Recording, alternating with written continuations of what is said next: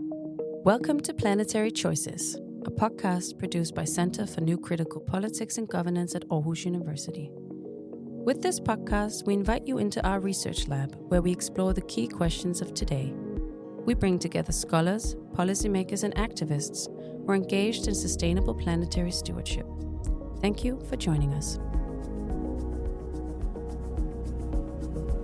Welcome, everyone. Welcome to the podcast Planetary Choices. Our guest today is Jussi Parikka. I try to do it in the right way, Jussi. Please forgive me. I'm practicing my Finnish.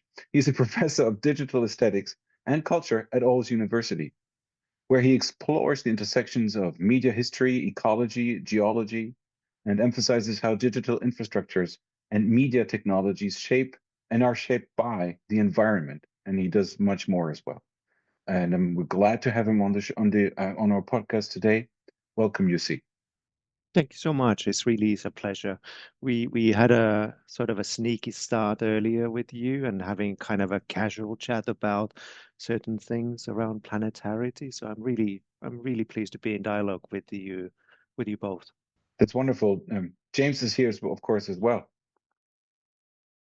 And maybe just to get into it, Jussi, let's familiarize the listener, watcher, the audience with some of your key terms, some of the things that we at least dissected from your terms, which are living surfaces and images. And what are living surfaces, particularly also from your perspective and in relation to planetarity?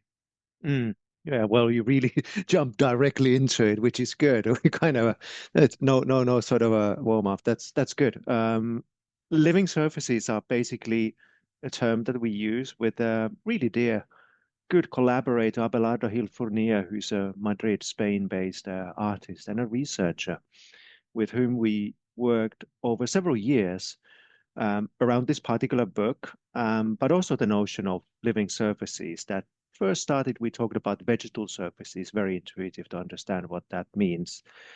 The sort of in a way, with a kind of, I want to say, Lynn Margulis type of a language. There's sort of a strip that surrounds Earth and is basically fundamentally the basis of life on Earth and its relation to, of course, atmosphere and production of oxygen and whatnot. It's got a planetary history, of course, the notion of a living surface.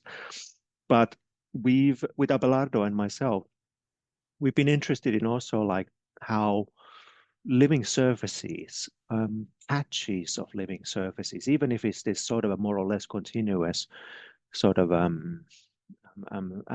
layering of the earth, how that has become a central object of management, both via concrete technologies that make sense of those living surfaces, and more on what I mean by that, what we mean by that, as well as the sort of a like preparation for manipulation of those living surfaces.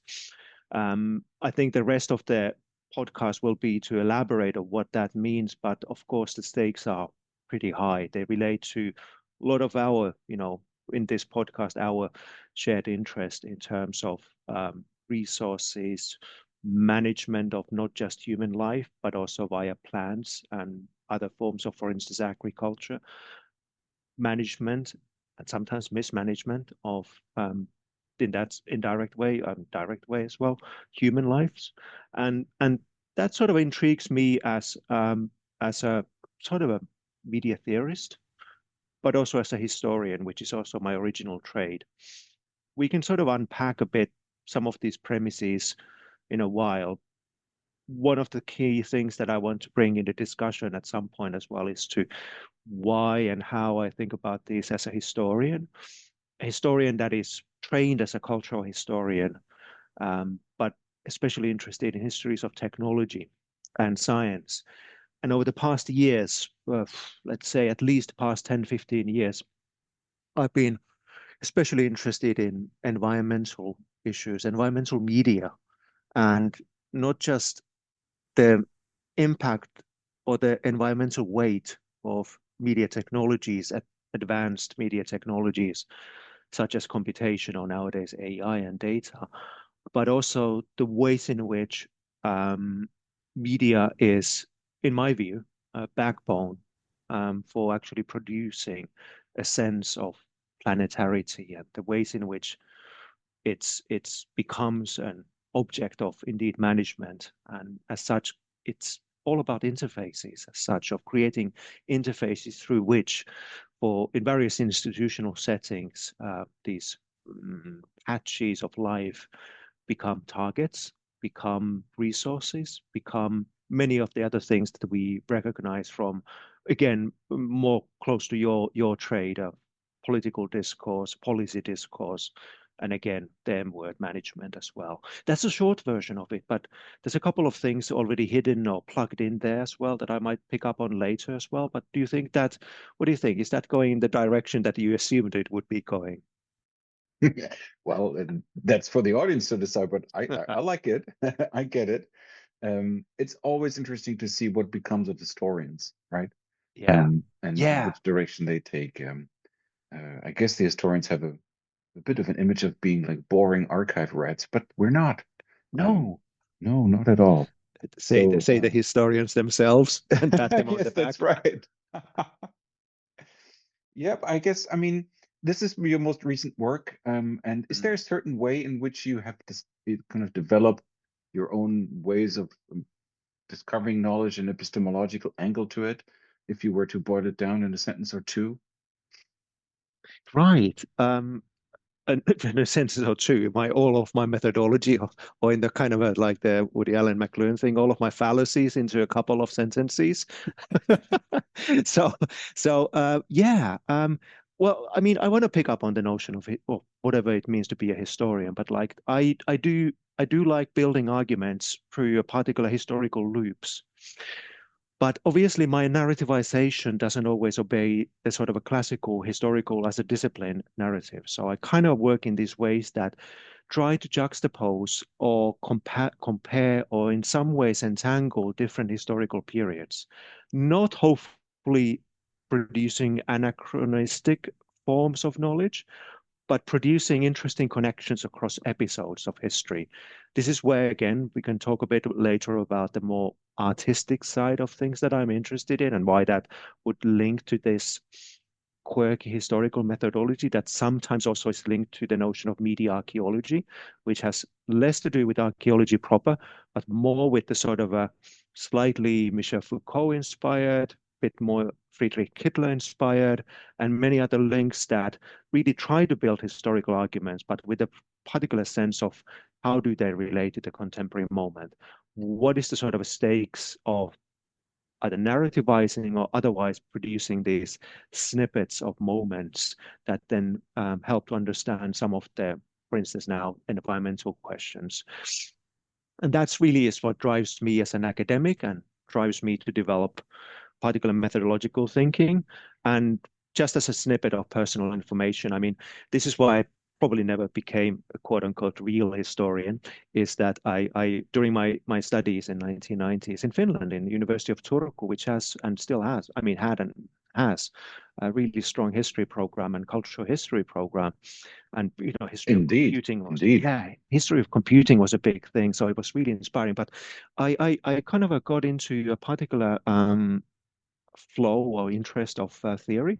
So it was the time when a lot of so-called, I don't know if the term is really good, but so-called French theory was translated into Finnish already early on. Some of it even before that, it wasn't existing in English. So much of it was, and I learned French later as well to be able to read some of the original things. But like media theory was one thing that sort of pushed me away from building just historical narratives.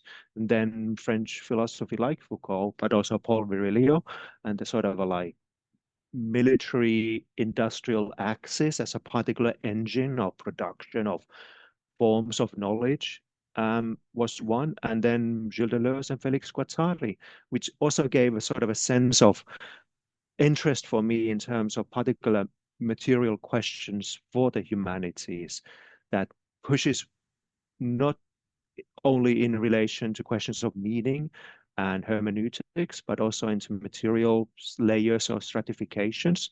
And of course, a bit of the politics as well. I'm thinking here of Felix Guattari's investment, especially since 1990s, into into ecological politics or politics of ecology and the forms of free ecology that Guattari was really interested in. And that I sort of want to say has been inspiring me to think of also like besides politics of ecology of nature, but also ecology of subjectivity and ecology of social beings and the ways in which that is cut across in the context of integrated world capitalism, I think was the term he used. But the notion of media ecology there as well. What are the forms of technical mediation that are central to production of knowledge in our culture? So a bit of Virgilio and other things there as well. That's more than two sentences. This is clearly impossible task that you asked me to respond to, but I hope it was I would have said one if I wanted you to be short. So exactly. You see, in examining your work and thinking about it, it seems to me that you kind of suggest that there are three different levels to your theory or your outlook. And the first is what you've talked about as living surfaces. Mm. And what you're saying is, as I understand it, that when sunlight plays upon living surfaces of the earth, that turns into images. And that seems to be the second focus. So living surfaces are turned into images. And then the images themselves generate, it goes in different directions. The images can produce a new epistemology. They can create aesthetics. They can create visual scales. And how would you react to that? Is that kind of the essence of the structure that you've outlined in your work? Yeah, that's actually a really beautiful way of condensing a really quirky book and a project into three stages. I do agree. And it's interesting because one could take apart any of the three layers and look at them individually, right? And even the first one is, I'm about to use the word interesting. I hope, listeners agree as well, that it's interesting in the sense that it already seems to operate at scales that are not of the usual humanities type of scale of operations. Although, again, familiar to us in this sort of a discussion, but also hopefully our listeners, of course, that's exactly where a lot of the Anthropocene inspired theory has been going, of moving away from mere mere social and human histories to natural histories in the radical sense.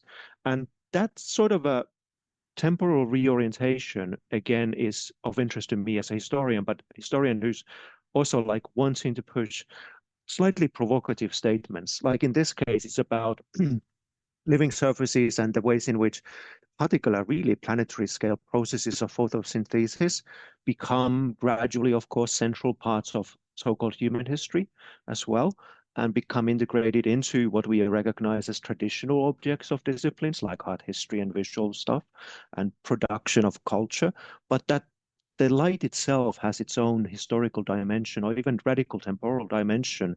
And this idea about, and I might be using, do correct me if I'm sort of using this a bit, loosely, but the idea of planetary histories of light, but also in my other work, Geology of Media, I was interested in planetary histories of mineralization, which again are, we're talking about hundreds of millions of years of durations or longer. In that case, I was interested in how that leads into contemporary computational cultures because of our need for not just energy and fossil fuels, but in terms of rare earth minerals and literal minerality of computational culture. And in this case, the same with light, that it has this sort of a productive quality for nudging us into a different scale. And that then has a really interesting relation to the second level and perhaps the third level as well. Now, in some of my work, and this applies also to another book that I recently put out, Operational Images. I'm interested in the question like, well, okay, this is usually, I mean, this is a kind of a funny joke that I use sometimes, is that tell me which spectrum of light you're interested in, and I'll tell you which discipline you're in. Mostly humanities would be that narrow spectrum of light that is visible light, whereas most sciences, I'm perhaps this generalization, but a lot of other sciences would be focused on exactly the other spectra of light, whether it's infrared or ultraviolet or whatever else radiation, let alone other radiation, right? And that sort of is the backbone of multiple kinds of scientific forms of sensing and production of notions of the planetary. But what if, and in which ways, humanities can also tap into the other spectra of light than the visual light? And that is partly a question of course, photosynthesis that becomes about, I don't need to tell you, James, you know this much better than I do, the multiple complex metabolisms around which our politics is centered. And at the same time, as it sort of reverts nicely into the aesthetic register of images and forms of culture that become literally visual objects as such. But then nudging it again as well. What is exactly the next step of that scale of photosynthesis as part of human history of light, energy, food, whatnot? And what kind of forms of scales and variations come about that? And that's sort of like the speculative question that we also push forward. But I think that I'm sort of the two components are exactly those. What is photosynthesis? Well, environmental history would know that, of course, it's of a central interest, but how to bring it back to the other fields as well is one of the things why we wanted to write this book, and also the bigger project in which I'm interested in thinking about such material and energetic contexts for understanding the current predicament, right? And that's a very weird premise for media studies, but I think a necessary premise as well.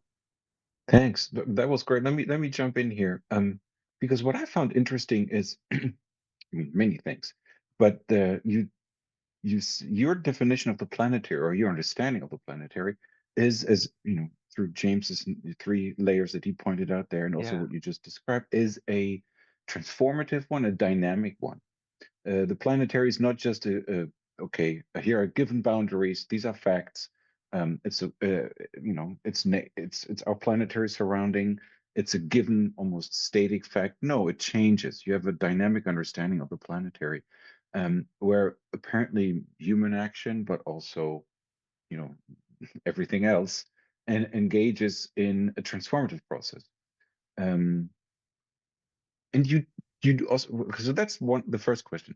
So could you give me an example, or maybe also for the listeners of this, what would be a concrete example, because we cannot show the nice images that you have in your book, or what would be, how would you illustrate such a method, or such an understanding of the planetary as changing, as dynamic, as transformative? And then maybe as a little annex to that question later on, you jump into the planetary mainly on the shoulders of Spivak, and her understanding of alterity. How does that come in there? Right, yeah. So let me think first through the examples, and then we can sort of think of the links to alterity and Spivak, and in general, the sort of like also the political stack of concerns that comes with post and decolonial theory as well. It's super interesting. I'm not sure if I'm able to nail it perfectly, but let's try. So I want to say there's a couple of examples at the back of my head, and they might be examples that go into different directions, but for the sake of, the argument, let's allow that. So on the one hand, in terms of the idea of vegetal surfaces and the surface generated notion of planetarity that is often part of the biological or ecological forms of understanding, it flips around the idea of planetarity being born from outside the planet onto the ways in which generative processes on the surface of the planet generate the planet. In other words, atmospheres, oxidization, and such. More concretely, agriculture. Agriculture is one of my pet interests nowadays, for reasons that is featured in this one through a couple of examples. There's a very concrete political context of inner colonization in Spain that especially Abelardo was really looking into with his, capacity to tap into concrete sources from early 20th century and Franco period. So it's also very much a political history, but it's also interestingly about the particular forms of logistics of land that have relation to, again, political history, but also then fundamentally have relate to the terraforming of the Earth across the past of what, 10,000 years, or no, 12,000 years roughly, of since the birth of modern agriculture. So that's a kind of a concrete reformulation of the planet as such. Similarly, as thinking about patterns of radical transformation of lands for various reasons of reforestation and deforestation, the ways in which these patchworks and patches have a relation to land cover and land units, but of course have atmospheric effects. And that sort of a dynamics that again is not the traditional humanities concern, but we're interested in what it means for a particular expanded understanding of environmental mediation. Now, these seem to be again that I'm talking in the wrong register, that this should be talked about mostly in, plant sciences, ecology, biology, and such. But it's interesting to notice how much media technological, and I'm using this in a broad sense, right? More in the history of science sense of instruments of knowledge, images, cinema even incorporated into scientific cinema as forms of framing and capturing some of these processes. So we were interested in cases that are very intuitive. For instance, again, scientific cinema and the ways in which time-lapse imagery and the idea of able to capture particular plant growth into a time series through cinematic means becomes one fundamental unit of reference around roughly, again, this is being very broad, around 1900s, right? Both sides. Gradually helping to understand of all kinds of very concrete, small-scale details about plant physiology. But then we were also interested in what it means for larger-scale land management practices, which become, again, more intuitive with remote sensing when it becomes really de facto, of course, the backbone of large-scale epistemic units on a landscape scale, and from 60s and especially 17 onwards, thinking of Landsat and other sort of concrete forms of Earth observation. But not content with this, because this would be already a lot, right? This would be a lot in terms of the visual form of production of the planet from photographic means, the incorporation of photographic techniques into plant physiology, but also many other fields, architecture as one sort of a quote-unquote mediation of these, and the central one, and then remote sensing. This would be a huge, big chunk already. But in my other work as well, I was interested in questions of exactly the reformulation of different timelines for the question of planetary imaging. From the point of view of a lot of Anthropocene discourse of Earth observation and remote sensing and what it means for Earth system sciences gradually, and that becomes such a crucial infrastructure for understanding planetarity. I was also interested in the sort of a measurement practices that are incorporated into visual image practices. On the one hand, this relates to photogrammetry and the ways in which photography early on was a scientific tool, but also even before that, I kind of toyed in operational images, another book recently, with the idea of, for instance, geodesic measurement of the planetary shape at the back of a lot of expeditions, like French 18th century expeditions, which are hilarious read, by the way, as a footnote. Those kinds of totally unsuccessful and totally chaotic expeditions, like they sent in 1730s, one to Lapland, one to close to the equator, to sort of have a comparative measurement of the planet and sort of make sure that, okay, we got the data, we can kind of use this for improved navigational purposes.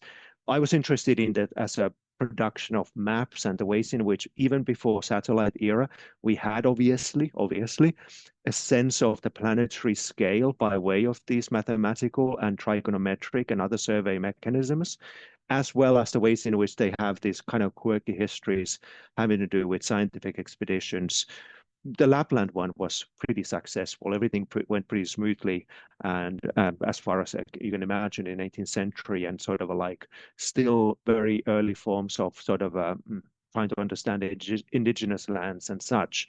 The equator expedition went in all kinds of ways you can imagine so bad, in all kinds of like ethical misconduct would be one way of putting it into contemporary form of language, that sort of almost destroyed the whole expedition, of course.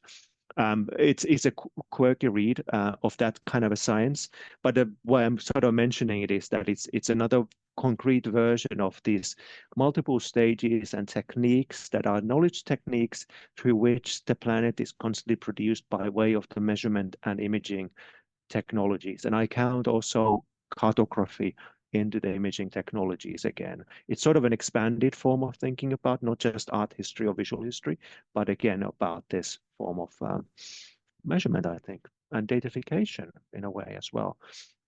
So there's a couple of things there. Just mention agricultural and sort of things literally that grow, and then the ones that are more about media that sort of pertain nicely to the three layers that James nicely pulled out from the work. I was wondering if you could set this in another context, because you've been mentioning the world exploration that's taken place over the last 500 years, and I think that's the way most people hook into this, because there's a growing and constantly self-generating understanding of the history of colonialism. So that's something humanity will never be able to let go because of its profound implications.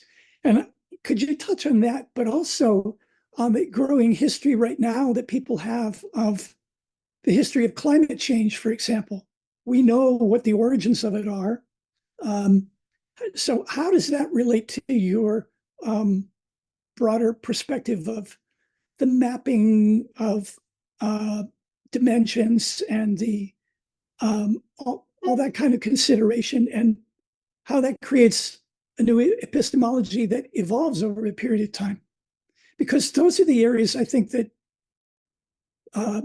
many of our viewers can really relate to in terms of their own thinking and their own experience. It is. I mean, and also like in a similar previous question, we didn't get to Spivak, but the question of the colonial underpinnings of this is really crucial. At the back of the sort of a production of planetary, that is also a production of systematized production of ignorance of already existing forms of understanding of the planet, and those two, to state the obvious, go hand in hand.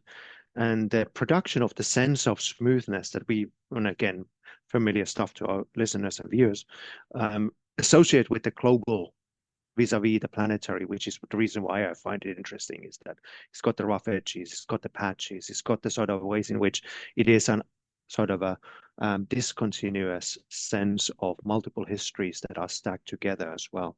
That's the reason why I'm interested in the notion of planetarity.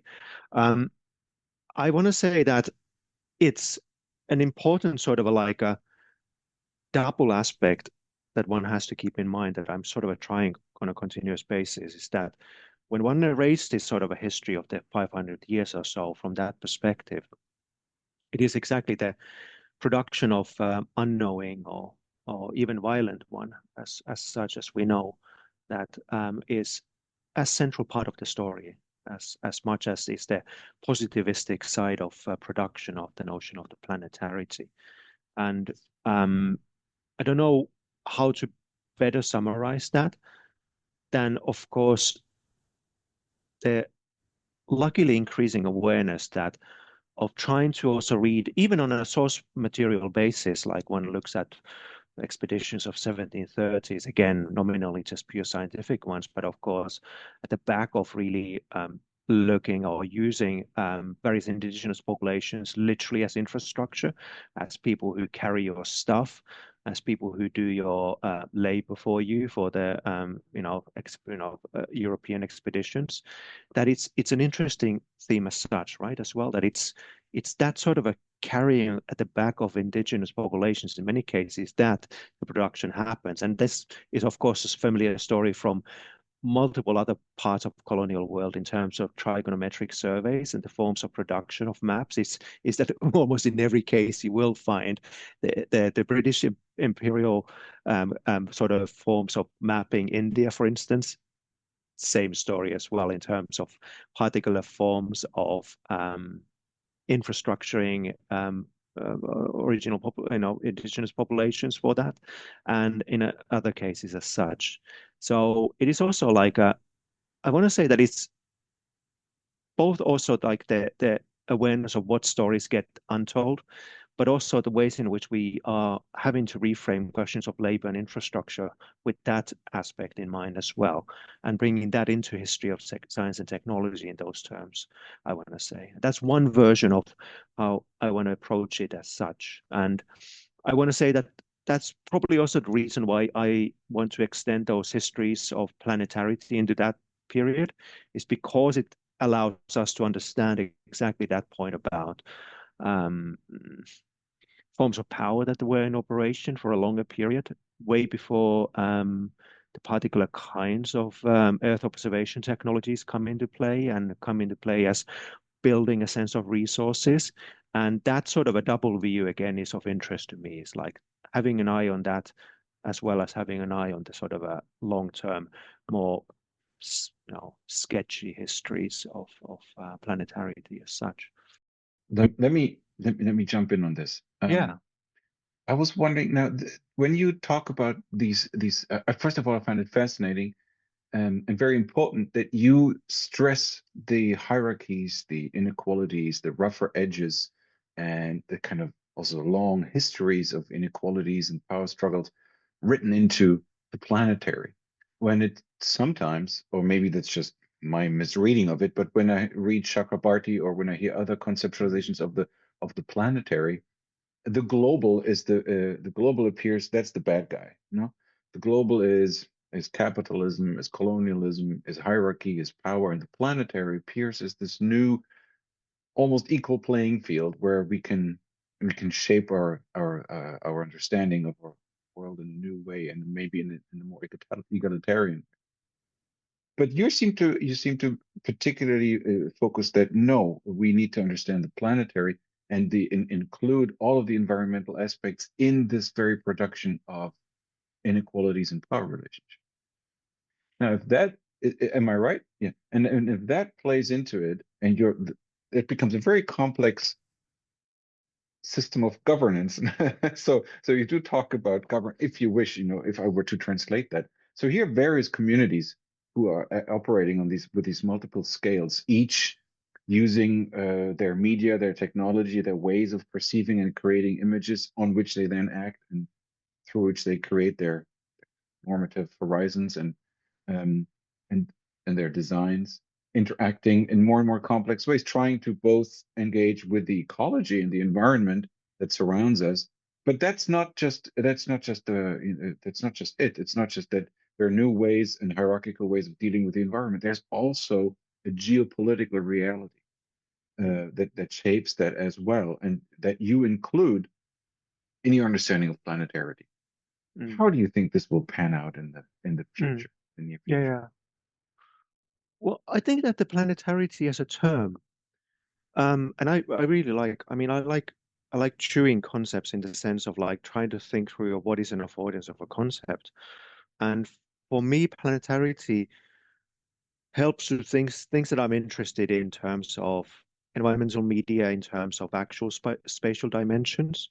And I've got this line that I'm using, and I'm pretty sure somebody else said it, and probably said it much better as well, that I'm interested in the forms of planetarity that are not necessarily of the scale or the size of the planet itself, that it's mismatched in multiple kinds of ways. And that mismatching is super interesting from the point of view of which histories or whose histories are we writing or with whom. And I want to say that the notion of the planet, or the concept of planetarity, is exactly having to include and wants to include all those kind of a really conflict-ridden histories, because that is what it's for, right? That it brings them in. It tells that it's got this multi-scalar angle of constant production, and the conflict of production of the planetarity is the central part of our politics. And that's why I like the term, right? And that's again hat tip to others who might have done it in much more elegant ways, in different ways and different contexts, like Spivak and others. But I want to say that that's exactly the proverbial beef, is to have that sort of like roughness of it as well, and hence also the sort of a geopolitical angle as well. Again, I'm preaching already to the converted, but the idea that the geopolitical comes through the various weird institutional mixes that, for instance, environmental knowledge is built upon. Like, besides all the kind of a slightly partly speculative, partly, of course, very verifiable histories that I've mentioned, even if I don't do kind of the legwork on every one of these, I'm mostly also, building on other people's work. The sort of a geopolitical Cold War histories of environmentality is necessary by necessity the military epistemic background upon which we are having to negotiate all kinds of questions of sustainability. Again, I don't need to tell the people in this sort of a podcast, like such as James as well, about this. But like, I find this excessively very interesting because of its sort of like a dark and murky context in which a sense of planetary computation or planetary environmental questions emerge at the back of Cold War computational and sensing mechanisms. And that sort of, again, theme runs through the point that leads into contemporary forms of sustainability discourse, the ways in which it relates to contemporary geopolitical conflicts, whether it's food, energy, or something else, and the ways in which all the kind of most of the solutions have some kind of a extended security angle. Of course, I'm saying the obvious things, but it is the reason why the geopolitical is almost impossible to miss. So let me continue a tiny bit on this as well. So one of the ways, besides, of course, the politics and the political theory discourse and governance discourse around this topic, it's also comes in through the notion of operational images that I've been occupied with as well, that I've sort of hinted at, but it hasn't been articulated yet. It's part of a project that it came from the same project. There was a 5-year research project we had with colleagues at Academy of Performing Arts in Czech Republic on operational images. And the term itself comes from a filmmaker, Harun Farocki, and a filmmaker artist whose works were really crucial part of so-called New German cinema, mostly in the documentary key, and a lot of it focusing on the military-industrial complex in different ways. His films about Vietnam War in the 1960s and 70s were really kind of a really great snippets of the critical insights that were made in Western German context, but also then the later ones that really related to military-industrial complex. Now, the concept has lived beyond Farocki, who died in 2014, which is the reason why I was interested in that. And most of it has related to the question of military imaging. So the ways in which particular autonomous or self-guiding missiles have worked, all the kind of forms of targeting and logistics that have been made part of even popular media consumption since the Gulf War, since early 1990s, I mean.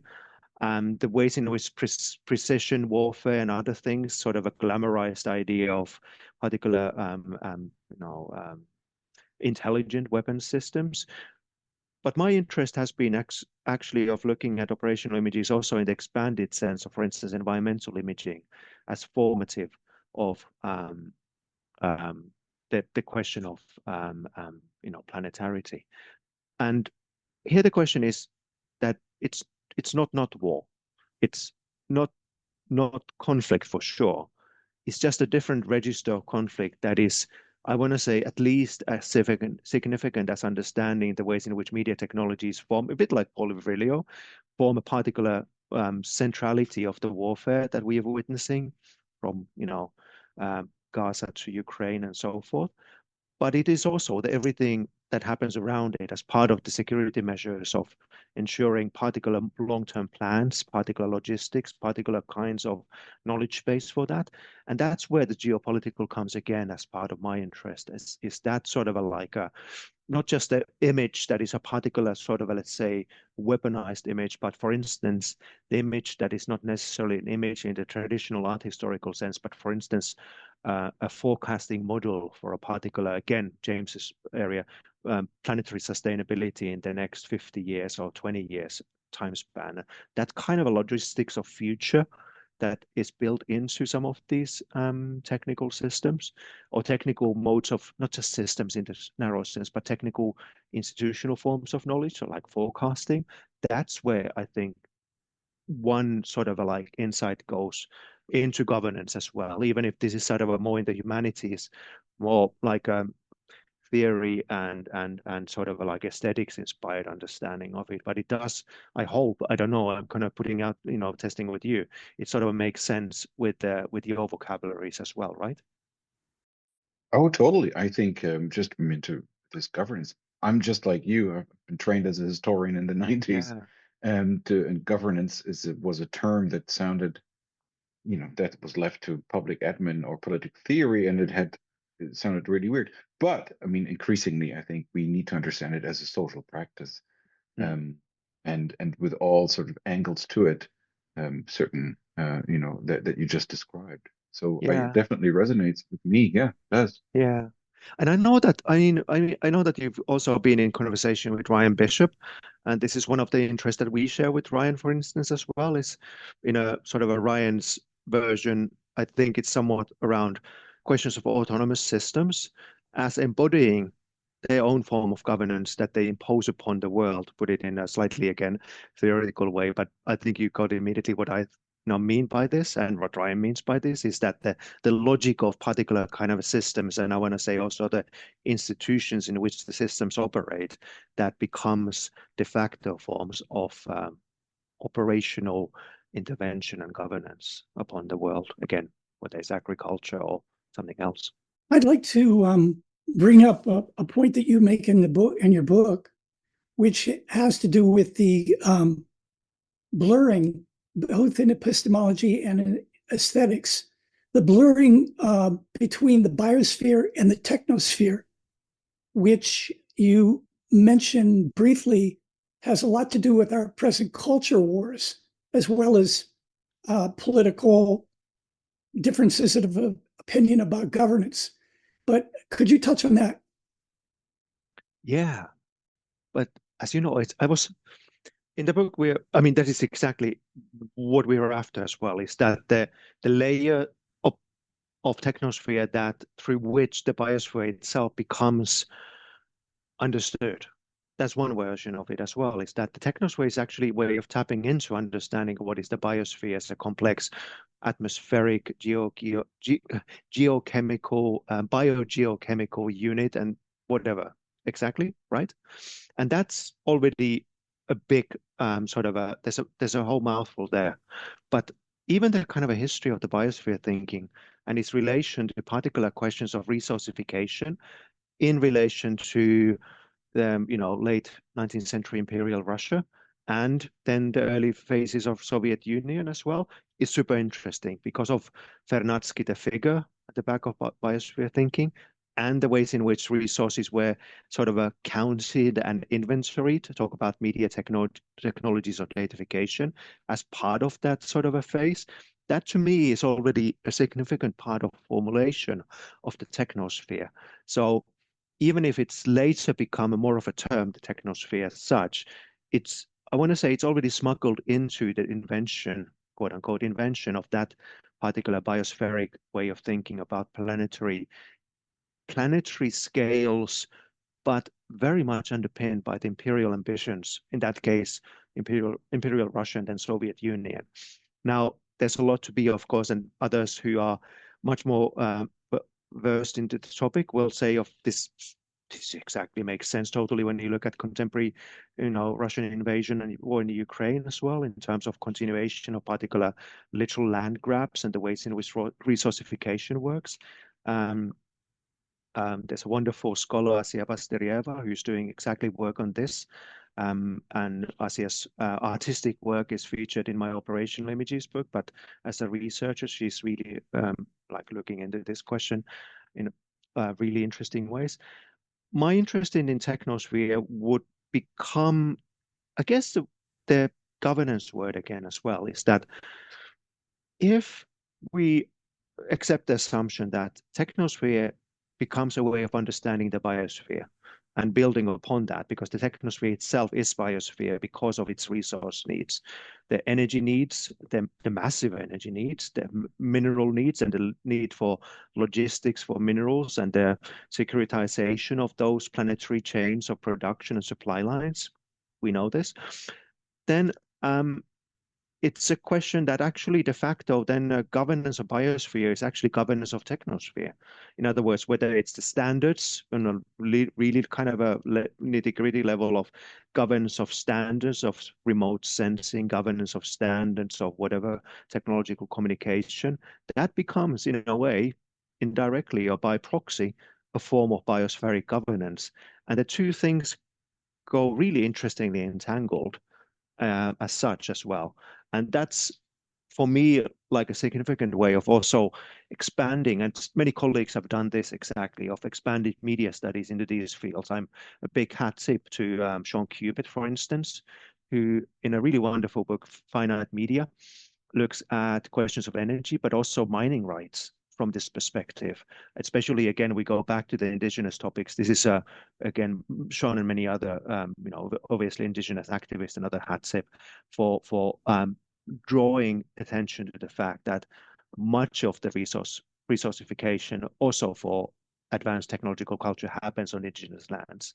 It happens in terms of energy extraction, and this we know from Lapland areas and the Sami people's areas, but many others. We know the kind of a work around fossil fuel pipelines, the US and indigenous, again, activists work opposing those, and which is again in the news as well, as we noticed, and many other similar contexts. And that's super interesting.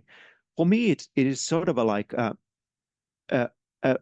just a kind of a good reminder that the M word of media must lead into questions of land ownership and the literal ideas that thinking of colonial knowledge or decolonization, like others have pointed out, it's not a metaphor. It really is about land rights, and it's about particular forms of ownership and violence that is enacted upon as well. And again, me now speaking this, I think, at least some of us are in Denmark as well. The Greenland question is the obvious one that is kind of coming back again. But of course, then the relation to the northern lands of Lapland, for instance, would be another one. And again, a hat tip to those research and activists who be looking at also wind energy from this perspective as particular kind of encroachment upon indigenous lands and rights as well. One of my sort of things that I do on the side of my research is work as a curator, as part of curatorial teams. And I was glad to be part of Helsinki Biennial the other year in 23. And one of the projects we commissioned was a group called Interpret from Trondheim, which includes Nabil Ahmed, and they work with a lot of indigenous researchers and activists to produce all kinds of really interesting case studies exactly about this question of wind power and beyond that as well. Topics that we constantly know about, but it's good to kind of forefront them as well as part of this agenda, for sure. And that's why I'm also wanting to, again, remind of the existence. I mean, that the existence of the ongoing struggles is what I mean. I might have been veered off far from what was the original question, but perhaps it's allowed in the context of our conversation that it can kind of rhizomatically go here and there a bit. It's fine by me. James, do you have a follow-up, or I have something formulating? Sure. Yeah. Well, you see, these are all great examples, and then I'd like to talk about, or I'd like to know more what you think about the people who are in these newly forming groups or communities that you describe or that we talk about. So when we have, um, yeah, when we think of governance or when we think of world order, or to lack of another word, usually we think of pretty easy, the imagined spaces, city, the village, the region, the country, the nation state, and then they manage and or impose governance regimes on their surroundings. But when we have these newly forming groups and social connections in using media or using certain interests, they cut across these spaces. They're transnational, um, transmedia. They're throughout. They're using various forms of media in order to interconnect. So obviously they cut across national boundaries, forming networks of actors, but yet they're social beings as well. So I wonder what kind of ethics are evolving in these. Can you say something about that? How do they act towards the political environment around the world? What kind of political language do you think emerges from these kind of cross-cutting groups and communities? Whatever I say is not going to be informed so well as people who've done really empirical research. So mine is sort of a more riffing with the question, and which I find super intriguing and interesting.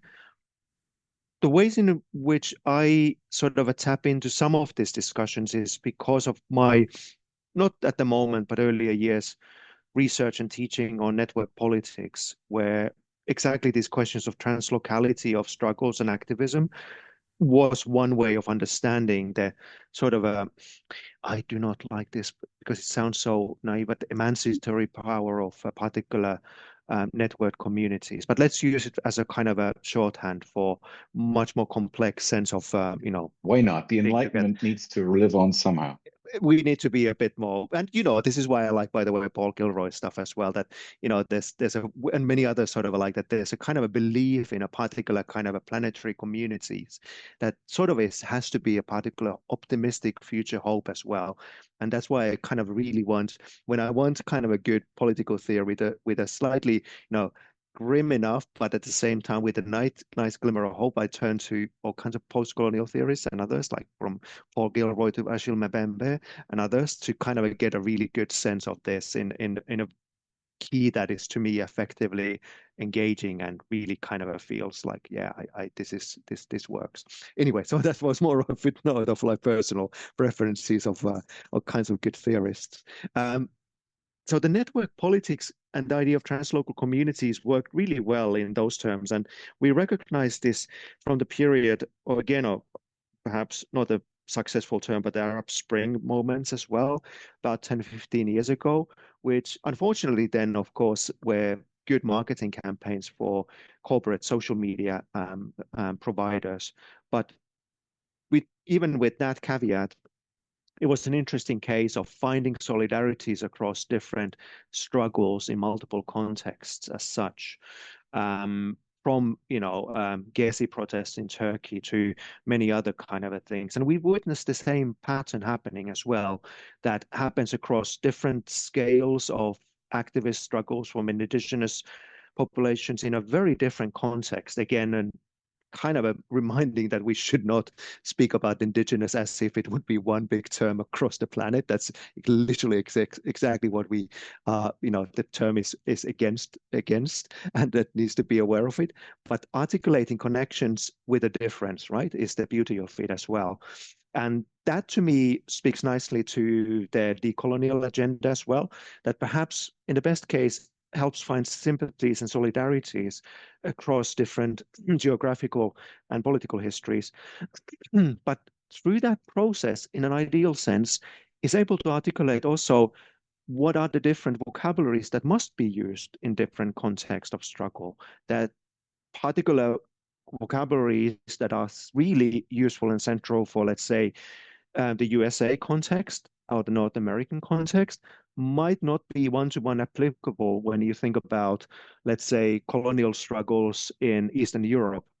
Again, for instance, this is what my friends in Ukraine and other places keep on reminding, that this is a very different political history and stack. It is a colonial stack for sure, but it is not one-to-one with the terminology that we might inherit. And there's one of my favorite, one of the rare sort of things that I actually subscribe as a paper thing is a magazine called Funambulist, architectural journal, but mostly on political architecture and political histories. And they've had a couple of really nice issues where they brought out this angle that it is also that the particularity of struggles and their universal communicability must go together, and with the capacity to develop also languages and forms of activism that are specific to that location, so that not everything becomes mushed into one size-fits-all version of it as well. Having said that, of course, I'm of the generation, like you, Hagen, was saying, that, studied 1990s and early 2000s. I kind of land with this book by Negri and Hart called Empire, that was like to me, whatever its flaws and whatever shortcomings in there afterwards we might see, that was the bomb, because it articulated exactly this agenda around exactly that moment of. It came out in 2000, did it? Was 99, 2000, but exactly just before 9/11, and the forms of, at the back of Cold War, at the back of the emergence of particular kinds of political struggles that were perhaps resurfacing after Cold War, some of the things that were swept under carpet or emerging for other reasons. It gave a nice way of kind of really this optimistic, in the midst of extremely grim period, optimistic sense of like, okay, multitudes that speak across different struggles, and they still can find a political sort of alliance together as well. That was great. That was like a great moment, at least at that sort of a thing. And I kind of like want to carry some of that with me all the time, and whatever that brought as well. And even if I think that with the link to network technologies and network politics, it has become much more of a big mess, due to the de facto sort of a like Cory Doctorow uses the word enshittification of corporate social media platforms that we witnessed over the past years of X, Facebook, and others. And perhaps they were always just good short-term tools when you needed to quickly organize. But part of that, we need to be, obviously part of the activist task nowadays, and has been for a long while, is also to develop alternative infrastructures that are not corporate owned, and especially US corporate owned as well. I mean, it's not that Chinese corporate is any better. I'm not saying that. I'm not naive. Or definitely not Russian corporates as well. They all got their sort of a like very tight political problems. Given the increasingly complex practices and understanding we have of ecology and geopolitics, which is very challenging. Given that, and your own dialectic, if I could call it that, of looking at material landscapes and abstract models that create each other when natural processes and technological designs exchange places, as it were. So the question, I think, then is, given that state of complexity and confusion, really, I guess this touches on the question of governance. Then who or what will ultimately be in control of society? Will it be more decentralized or centralized? Is there any way that you have of predicting that? What's your anticipation of what the future of governance would look like, let's say over the next 20 or 30 years? Yeah, It's a great question that is difficult to obviously predict, but the forms of fragmentation that seem to be splintering that reality is both harrowing from the point of view of any kind of stewardship of the large scale, right? This is what we know, and that what we struggle with is that it looks extremely grim, vis-a-vis the de facto organization of particular, I want to use Benjamin Bratton's terminology, again, whether we agree with every premise there, but still, of the particular stacks in the plural that are being built upon geopolitical models.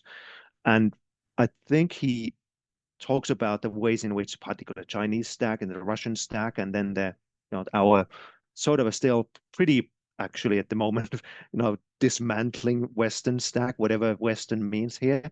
But you know what, the Northern Europe, Northern America, Europe sort of a stack. That is already one form that implies the question of, is that also then the route to governance of particular nature ecology?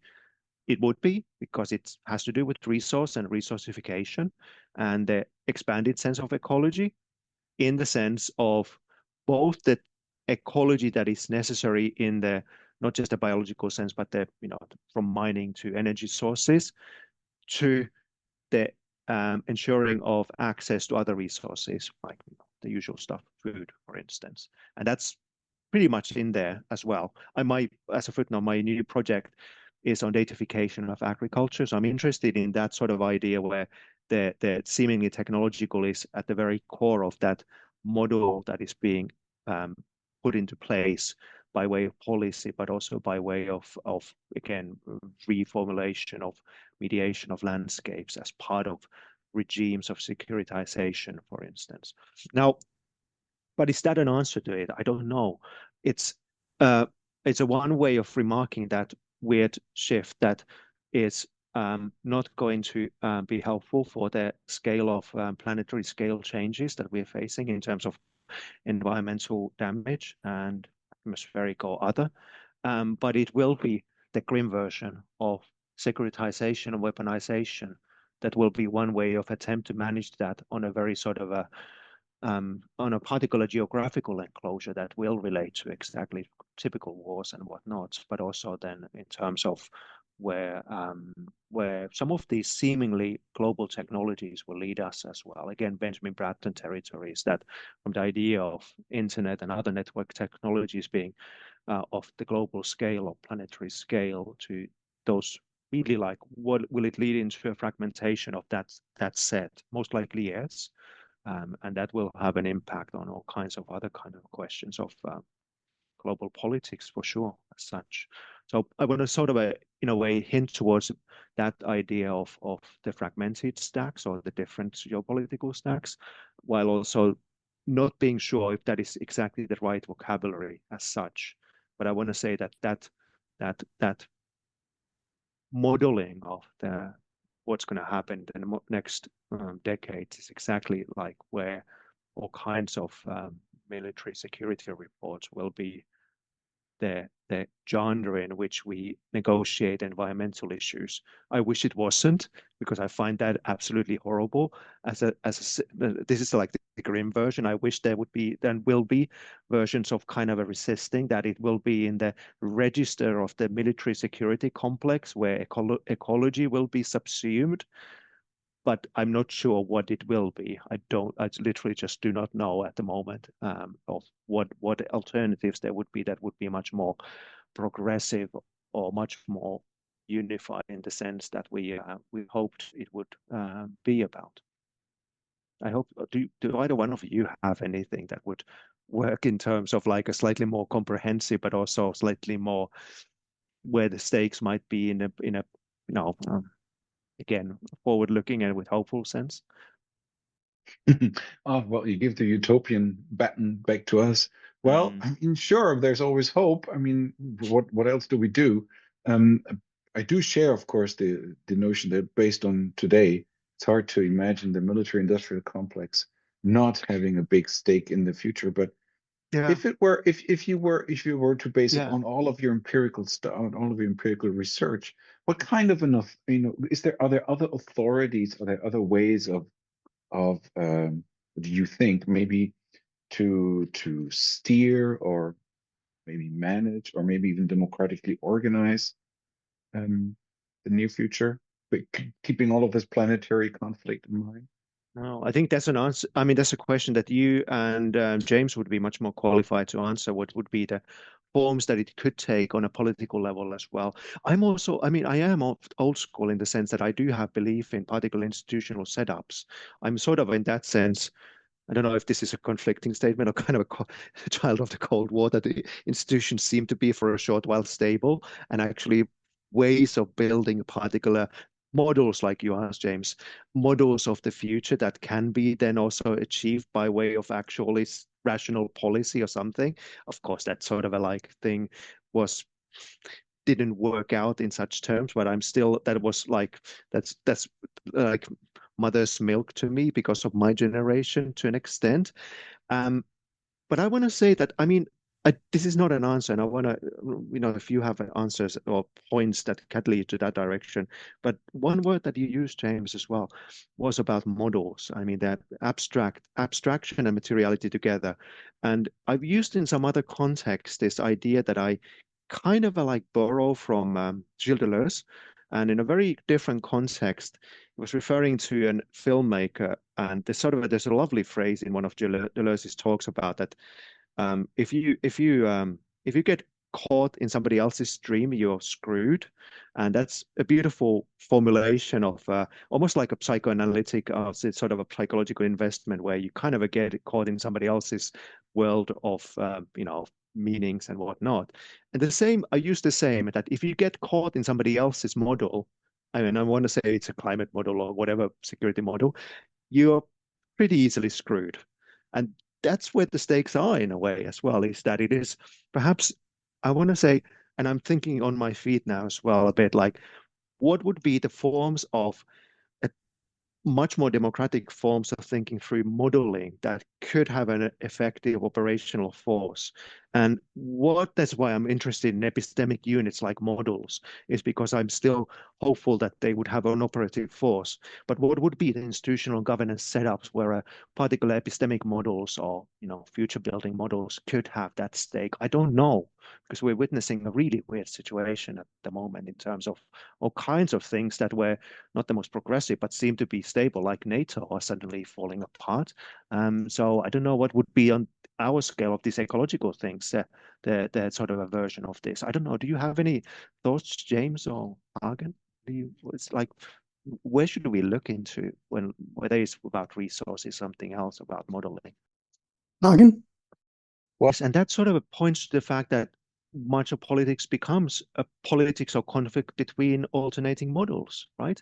And not just in the sense like, here's what we propose and here's what we propose, because that's just typical politics, but like literally on the level of like that sort of a radicalization of that scheme of particular alternative um, universes through which a particular one of these might be bootstrapped into existence. And that is super interesting, again, from politics point of view. And I mean, I want to also like just point out that perhaps some of the earlier vocabulary that I sometimes use, I'm also not happy with, because easily, and this is where some of my earlier sort of interest in cultural studies comes in as well, is that if we give particular large-scale systems, like institutional, military, whatever, a particular kind of hegemonic power, it also undermines our own capacity. And that sort of makes them look like much more invincible than they are, right? And the fact that and we know this from any, university people, but like any big institution doesn't work, and that applies to any.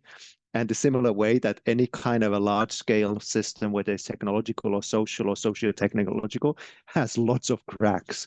And sort of understanding the forms of cracking that are present is of, it's an imperative. It's a crucial importance as well.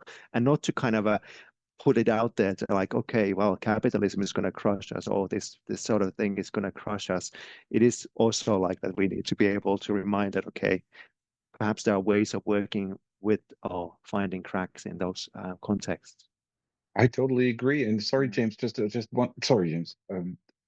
Before I forget, before I lose the start, I think the center's activities are what we're interested in as a group of people, and hopefully a growing community is exactly this. So how do we build maybe new understandings of democracy through an understanding of these new communities that are growing, new understandings of how we have information flows to build governance units, new informations or new ideas of how to combine epistemic models on which we base our actions and on which we base our decisions as political units, political beings. So all of these things are partially the goal, hopefully, of what we will be doing in the center and over the next years. Sorry, James, go on. Yeah, well, I think you really touched on it. And if I could maybe put this in Jussi's terms a little bit, I think that what Jussi's getting at is that the planetary has to support the dynamics of spatial thinking and scales and design that he's pointing to, along with the new politics of natural elements that he's identifying and their relationship to the planetary scale. I think if the center stays on that course, and if civilization were to stay on that course, I think we would have a whole new set of questions, certainly, but a whole new set of answers and a whole new epistemology. And also based on what Jussi has been saying, he's been tracking the evolution of this epistemology for several hundred years, and obviously it's going to evolve more. But I think that if we stay with these questions, I think we'll be able to open up some new spaces where a lot more creative thinking will move civilization forward. So it sounds a bit grandiose, but at the same time, as we've been pointing out, what other alternatives are there right now? Because other than the culture wars that we've been pegged into against our own free will, we've got to be able to figure this out based on that evolving epistemology. And why don't we get it at the head of that epistemology and see what that can produce? And it also means that there's going to be a lot of and this is also the exciting bit. That's why we're in these discussions in academia, is that it will mean really interesting and weird things happening with disciplines and across disciplines. And I think planetarity is par excellence a topic that is by definition between disciplines. We didn't even get to comparative planetology and other planets. That would have been a next step as well. That's something I'm writing about at the moment because of a talk that I'm trying to give about I want to know about remote sensing, but also that will be another topic. Well, I think this is maybe a good way. This is a good point to stop. I think we've looked into the future. We've covered a lot of ground. We've learned a lot from you, Jussi. Thank you for that. It was really inspiring also to read your stuff and now to talk to you, to make it come alive. I really had a great time. Do you have a final question, something that's popped to your mind, James? Or No, I'd just like to thank Jussi for your time and for your wisdom. Thank you for listening to this episode of Planetary Choices. This podcast is produced by the Center for New Critical Politics and Governance at Aarhus University. Visit our website and join us for another episode of Planetary Choices. Thank you. Thank you so much. It's been an absolute privilege. Take care. Thank you. Bye.